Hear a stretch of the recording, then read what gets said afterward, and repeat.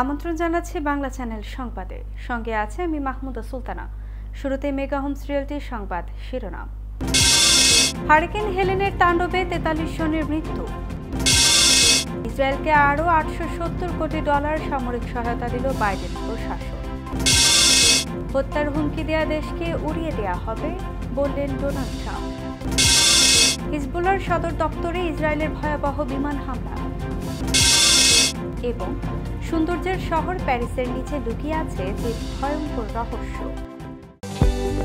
Genius, elegant, neutral, extraordinary, rational, authentic, transparent, intelligent, observer, newsfeed. The Generation, it has a news for everything. The Generation, greetings to all our readers, advertisers and well-wishers. Submit your creative writing to our newsletter. Advertise in our newspaper to promote your products and organization.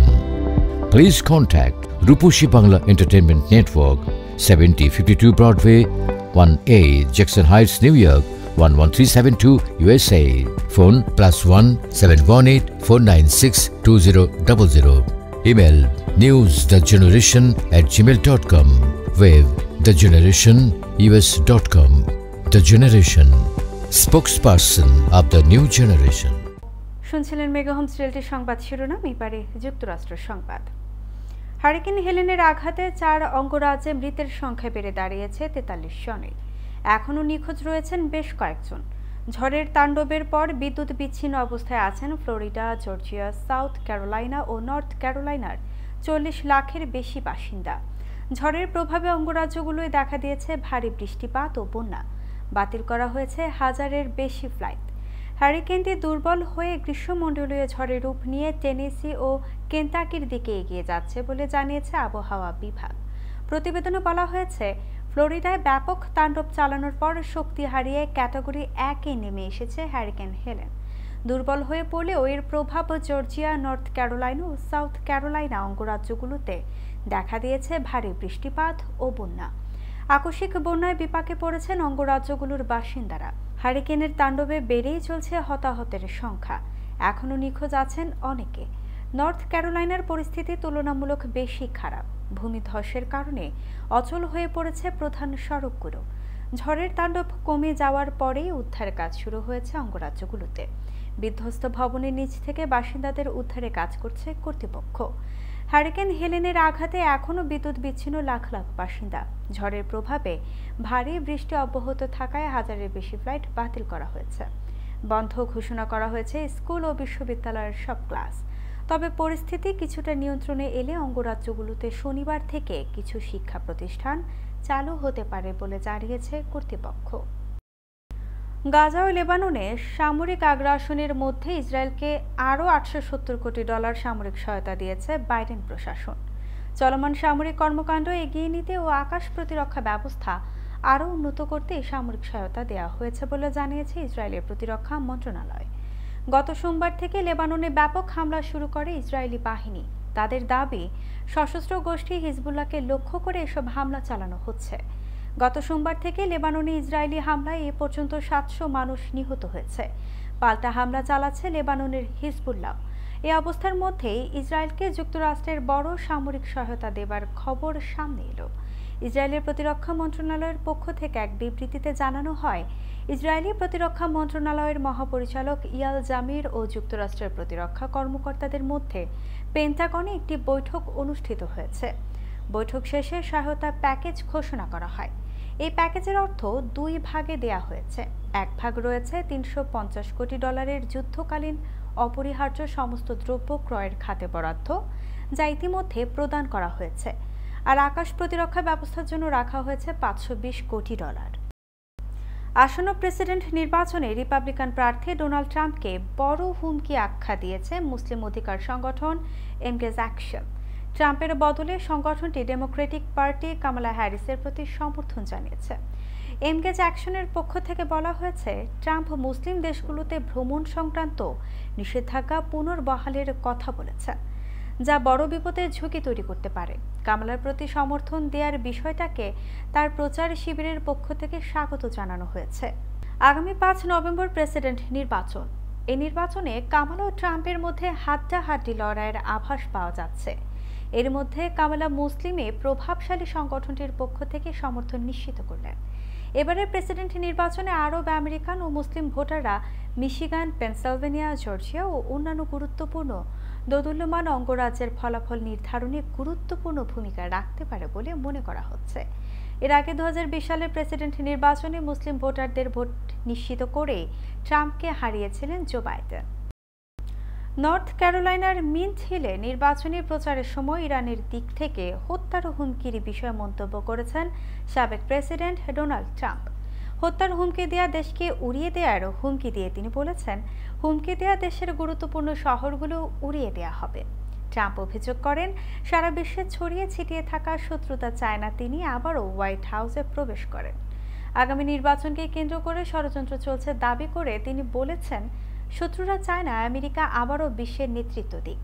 দেশের সবচেয়ে জনপ্রিয় president প্রার্থীকে হত্যার হুমকি দেয়া একটি দেশের president কিভাবে সর্বোচ্চ নিরাপত্তার মধ্য দিয়ে আমেরিকা সফর করেন এমন প্রশ্ন তুলে ট্রাম্প বলেছেন, এমন অদ্ভুত পরিস্থিতি আগে কখনো দেখা যায়নি।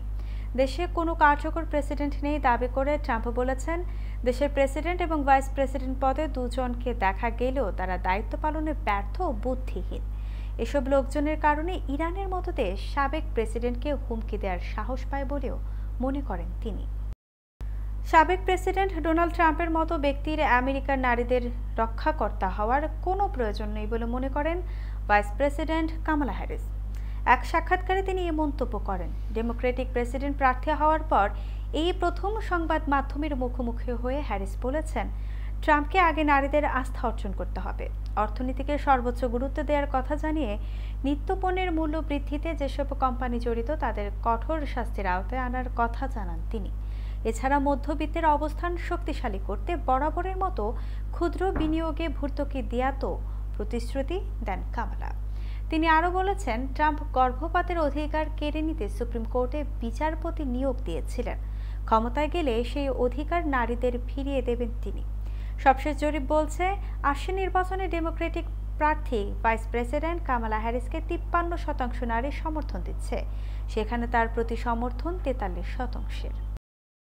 সংবাদের এই পর্যায়ে নিচ্ছে ছোট্ট একটা বিরতি, ফিরে এসে দেখবেন হিজবুল্লাহর সদর দপ্তরে ইসরায়েলের ভয়াবহ বিমান হামলা এবং সৌন্দর্যের শহর প্যারিসের নিচে লুকিয়ে আছে যে ভয়ঙ্কর রহস্য।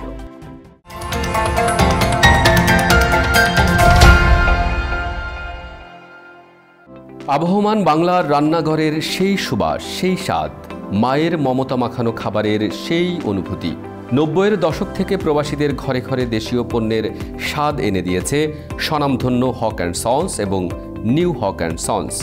রাঁধুনি, রুচি ও চাষি ব্র্যান্ডের আসল পণ্য মানেই নিউ হক অ্যান্ড সন্স। গুঁড়া মশলা থেকে শুরু করে আচার, চাল, সব গৃহস্থলী পণ্য। স্কয়ারের পণ্য সামগ্রী যুক্তরাষ্ট্রে আমরা একমাত্র পরিবেশক। আসল পণ্য কিনতে নিউ হক অ্যান্ড সন্সের কোডিং দেখে কিনুন। নিউ হক অ্যান্ড সন্স, প্রবাসী বাঙালির বন্ধু। মেগা হোমস রিয়েলটি, স্বপ্ন আপনার, দায়িত্ব আমাদের। পছন্দের বাড়িটির জন্য আসুন আমাদের কাছে। Mega Homes Realty, buy, sell, rent, invest ও শর্ট সেল। আমরা ফোরক্লোজ থেকে আপনার বাড়ি রক্ষা করতে সহায়তা করি। Mega Homes Realty, commercial and residential real estate firm. আমাদের সাথে যোগাযোগের ঠিকানা Moinul Islam, 3211 35th Avenue, Astoria, New York 11106। Telephone 9175354131। Email moinul4@gmail.com। এবার আমাদের অ্যানিভার্সারিতে তুমি কি গিফট দিবে? সারপ্রাইজ। বলো না কি গিফট দিবে। বলেছি না সারপ্রাইজ।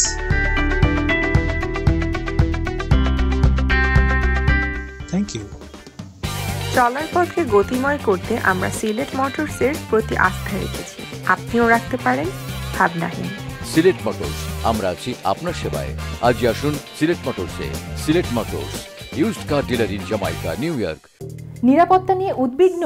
বিশ্বের যে কোনো প্রান্তে বসে নজর রাখুন বাড়ি, অফিস বা ব্যবসা প্রতিষ্ঠান। আপনার পরিবার, কর্মক্ষেত্র বা প্রতিষ্ঠানের টোটাল সিকিউরিটি সলিউশন নিশ্চিত করতে digital security system and networking inc বিশ্বস্ত একটি নাম। Weatherproof night vision, CC camera, networking, installation এবং সার্বিক সেবায় রয়েছে আমাদের দক্ষ টিম ও অভিজ্ঞতা। যোগাযোগ করুন MD Ziaur Rahman Chowdhury Litu, 16709 hillside avenue, second floor, sweet 2A, Jamaica, New York 11432। Cellphone number 9418223090। Email lituchaudhuri2009@yahoo.com। আপনার নিশ্চিন্ত নিরাপত্তা আমাদের স্বস্তি।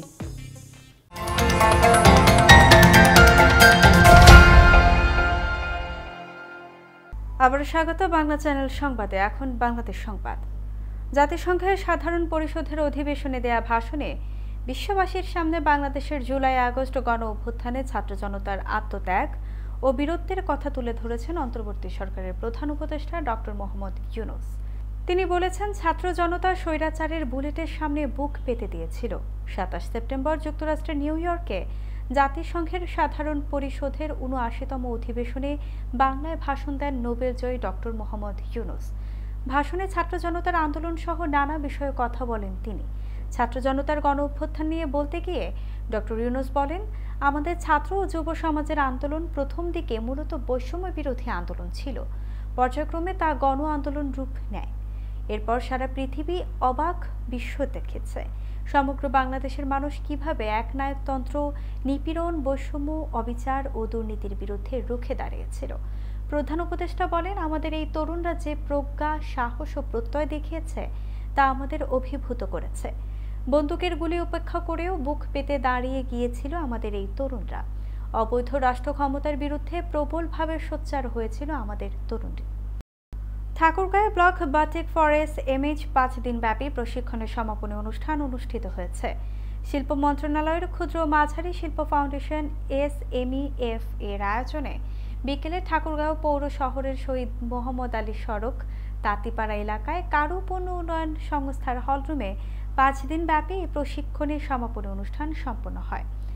ঠাকুরগাঁও কারু পণ্য উন্নয়ন সংস্থার পরিচালক চন্দনা ঘোষের সভাপতিত্বে এ সময় বক্তব্য রাখেন শিল্প মন্ত্রণালয়ের SME ফাউন্ডেশনের উপব্যবস্থাপক মঞ্জুরুল হক, ঠাকুরগাঁও বিসিকের উপব্যবস্থাপক হাফিজুর রহমান, জেলা যুব উন্নয়ন অধিদপ্তরের উপপরিচালক মনসুর রহমান খান, SME ফাউন্ডেশনের trainer Roksana Parvin, chamber of কমার্সের সিনিয়র সহসভাপতি বাবলুর রহমান বাবুল সহ অন্যান্যরা। এ সময় অতিথিরা জানান, সকল নারীরা এখন সব বিষয়ে এগিয়েছে। বিভিন্ন প্রশিক্ষণের মাধ্যমে ঘরে ঘরে নারী উদ্যোক্তা তৈরি হয়েছে। পিছিয়ে নেই ঠাকুরগাঁয়ের নারীরাও। ভালো কাজের মাধ্যমে অনেক দূর এগিয়েছে এই জেলার নারীরা। নারীদের মধ্যে ধৈর্য রয়েছে, মনোযোগ দিয়ে প্রশিক্ষণ নিচ্ছেন, যা আসলেই প্রশংসনীয়।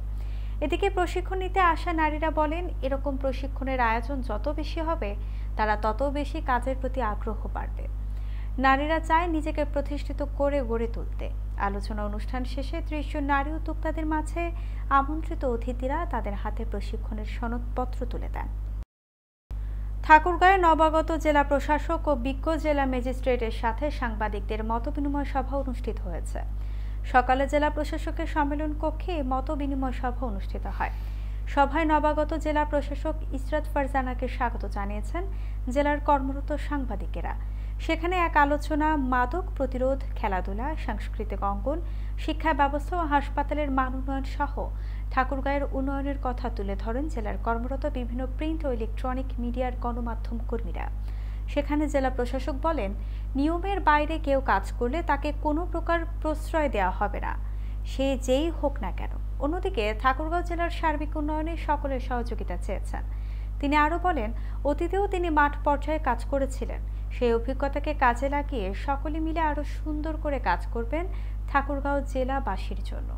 এ সময় আরও উপস্থিত ছিলেন স্থানীয় সরকার ভারপ্রাপ্ত উপপরিচালক সর্দার মোস্তফা শাহিন ঠাকুরগাঁও, অতিরিক্ত জেলা প্রশাসক সোলেমান আলী, সদর উপজেলা নির্বাহী অফিসার বেলায়েত হোসেন, প্রেস ক্লাবের ভারপ্রাপ্ত সভাপতি লুৎফুর রহমান মিঠু, বাংলা চ্যানেলে ঠাকুরগাঁও জেলা প্রতিনিধি জয় মহন্ত, অলোক সহ অন্যান্যরা। সিরাজগঞ্জের সলঙ্গায় অভিনব কায়দায় মাদকদ্রব্য পরিবহনকালে 48 কেজি গাঁজা সহ 3 জন মাদক ব্যবসায়ীকে গ্রেফতার করেছে র্যাব 12-র সদস্যরা। এ সময় তাদের সাথে থাকা মাদকদ্রব্য, গাঁজা বহন ও ক্রয় বিক্রয় কাজে ব্যবহৃত একটি ট্রাক, 2টি মোবাইল ফোন ও নগদ 27,000 টাকা জব্দ করা হয়। গ্রেফতারকৃত আসামি লালমনিরহাট জেলার হাতীবান্ধা থানার দক্ষিণ বড়ইপাড়া মৃত কালু শেখের ছেলে মোহাম্মদ আতিকুল ইসলাম ও কেতিকিবাড়ি গ্রামের মোহাম্মদ মারানুর ইসলামের ছেলে মোহাম্মদ লিটন মিয়া, মোহাম্মদ ইসমাইল হোসেন ছেলে মোহাম্মদ জামিল। 28 সেপ্টেম্বর সকালে এক প্রেস বিজ্ঞপ্তিতে এই তথ্য নিশ্চিত করেছেন র্যাব 12 সদর company Sirajganj lieutenant commander BNM Abdul Hashem সবুজ। প্রেস বিজ্ঞপ্তিতে জানানো হয়, গতকাল 27 সেপ্টেম্বর শুক্রবার পৌনে 4টার সময় সিরাজগঞ্জ জেলার সলঙ্গা থানাধীন রানীনগর এলাকায় মেসার্স বোয়ালিয়া ফিলিং স্টেশনের সামনে সিরাজগঞ্জ হতে পাবনাগামী মহাসড়কের ওপর একটি মাদক বিরোধী অভিযান পরিচালনা করে 48 কেজি গাঁজা সহ 3 জন মাদক কারবারিকে গ্রেফতার করতে সক্ষম হয়। গ্রেফতারকৃত আসামিগণের বিরুদ্ধে সংশ্লিষ্ট থানায় 2018 সালের মাদকদ্রব্য নিয়ন্ত্রণ আইনে একটি মামলা দায়ের করা হয়েছে। এখন দেখবেন নিউ ইয়র্ক এন্ড সন্স আন্তর্জাতিক সংবাদ।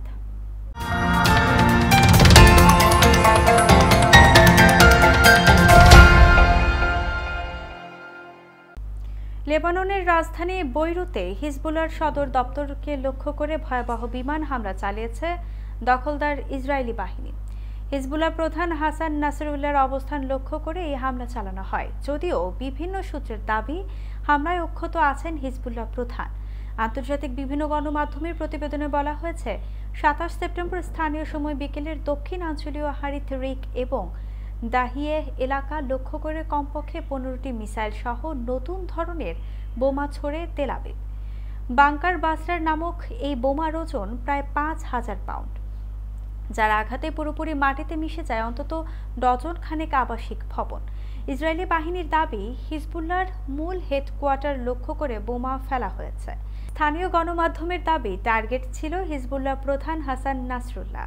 ইসরায়েলি গণমাধ্যমের দাবি, বৈরুতে হামলার প্রধান লক্ষ্য ছিলেন হিজবুল্লাহ প্রধান হাসান নাসরুল্লাহ সহ গোষ্ঠীটির শীর্ষস্থানীয় কমান্ডাররা। জাতিসংঘের সাধারণ পরিষদের অধিবেশনে ভাষণ দিয়েছেন দখলদার ইসরায়েলের প্রধানমন্ত্রী বেনিয়ামিন নেতানিয়াহু। 27 সেপ্টেম্বর তিনি ভাষণ দেন, তবে তিনি মঞ্চে ওঠার পরেই সেখানে উপস্থিত অনেক রাষ্ট্রপ্রধান এবং তাদের প্রতিনিধিরা বের হয়ে গেছেন। প্রথমে তুরস্কের স্থায়ী দূত অধিবেশন কক্ষ থেকে বের হয়ে যান, এরপর একের পর এক তার পেছনে অন্যরাও বের হয়ে যেতে থাকেন। যুদ্ধ অপরাধের অভিযোগে অভিযুক্ত নেতানিয়াহুর ভাষণ প্রত্যাখ্যানে বিশ্ব নেতাদের প্রতি আহ্বান জানিয়েছিল ফিলিস্তিনি সশস্ত্র গোষ্ঠী হামাস। এক বিবৃতিতে গোষ্ঠীটি বলেছে, নেতানিয়াহু 41,000 ফিলিস্তিনিকে হত্যা করেছেন। তার জাতিসংঘে ভাষণ নয়, কারাগারে থাকা উচিত। সংবাদ মাধ্যম জানিয়েছে, আরব বিশ্বের প্রতিনিধিরাও নেতানিয়াহুর বক্তব্য প্রত্যাখ্যান করে অধিবেশন কক্ষ থেকে বের হয়ে গেছেন। সাধারণ পরিষদের সরাসরি প্রচারিত অনুষ্ঠানে দেখা গেছে, নেতানিয়াহু বক্তব্য শুরু করার পর অধিবেশন কক্ষের বেশিরভাগ আসনই খালি পড়ে আছে। নেতানিয়াহু প্রায় আধা ঘন্টার মতো কথা বলেন। ওই সময় তিনি হামাস ও হিজবুল্লাহকে নিয়ে আলোচনা করেন। নেতানিয়াহু বলেন, যতদিন পর্যন্ত তারা তাদের লক্ষ্য অর্জন না করবেন ততদিন যুদ্ধ অব্যাহত রাখবেন। এখন দেখবেন ফার্স্ট এড হোম কেয়ারের সৌজন্যে খেলার খবর।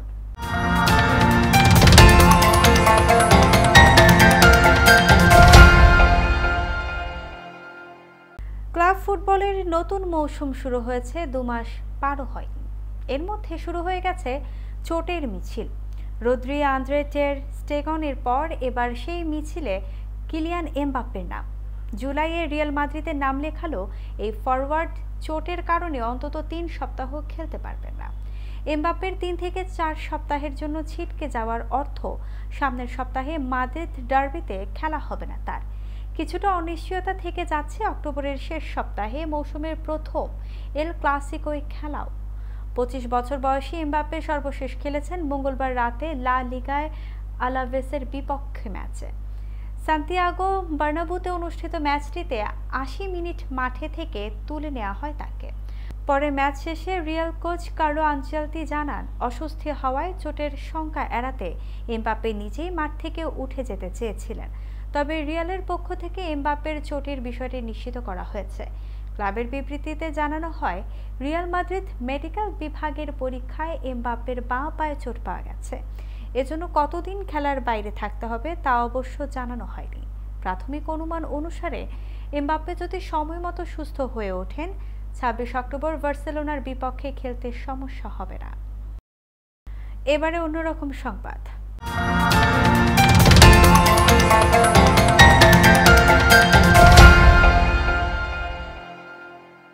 প্যারিস এক অন্যতম দর্শনীয় স্থান হিসেবে পরিচিত সারা বিশ্বে।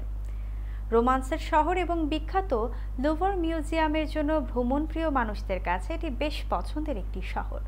তবে এত সুন্দর, এত চমৎকার গুছানো শহরের ভেতরটায় জড়িয়ে আছে এক ভয়ঙ্কর ইতিহাস। ইতিহাসে বলা হয়ে থাকে এই শহরের নিচে লুকিয়ে আছে লাখ লাখ মানুষের কঙ্কাল। এমনই ভয়ঙ্কর রহস্যের শহর, অথচ এ নিয়ে জানেই বা কজন। অন্ধকার এক ভয়ঙ্কর টানেল, যেখানে হাঁটারও সাহস করতে পারে না কেউ। এমনই টানেল অবস্থিত প্যারিসের মতো অতি সুন্দর শহরে।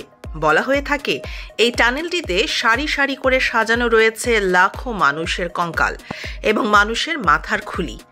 অবাক করার মতো হলেও এমনই ঘটনার সাক্ষী হয়ে দাঁড়িয়ে আছে প্যারিস শহর।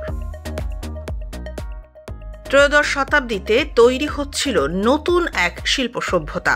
তখন এই শহরটি মূলত পরিপূর্ণ ছিল খনিজ সম্পদে। এক নদী থেকে পাথর আনা হতো এই শহরের বড় বড় ইমারত তৈরির জন্য।